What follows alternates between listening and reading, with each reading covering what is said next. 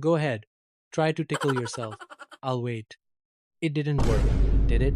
You may feel a little Oh bit of my movement, god, bro. but you don't get that sudden, out of control laughter when someone else does it. But why is that? The answer is cooler than you think. You see, it's actually because your brain is always predicting your every move. It's constantly trying to stay one step ahead of you. Let me explain. To understand why you can't tickle yourself, we have to look at a specific part of the brain at the back of your head called the cerebellum.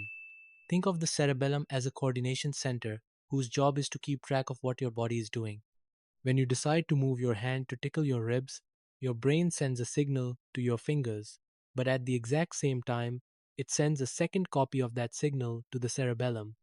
And because the cerebellum knows exactly where your hand is going and how hard it's going to press, it creates a prediction of what that touch will feel like. So, what happens next? When your fingers actually touch your skin, the nerves send a sensation signal back to the brain. But the cerebellum is already waiting, and it compares the real touch to the one it predicted.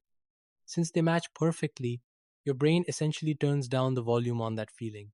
It ignores the sensation because it's exactly what it expected.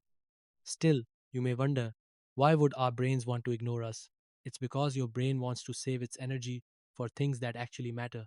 This system is running every second of the day. It's the reason you don't really feel the weight of the clothes on your body or the seat underneath you. Your brain has predicted those feelings, so it mutes them. This also explains why you get startled. If someone taps you on the shoulder and you didn't see them coming, your brain has no prediction. The signal hits you at full strength, which is why you jump. It even affects how you work. It's the reason it's so hard to find mistakes in your own writing. Your brain predicts what the sentence should say, so it often ignores the small typos that are actually there.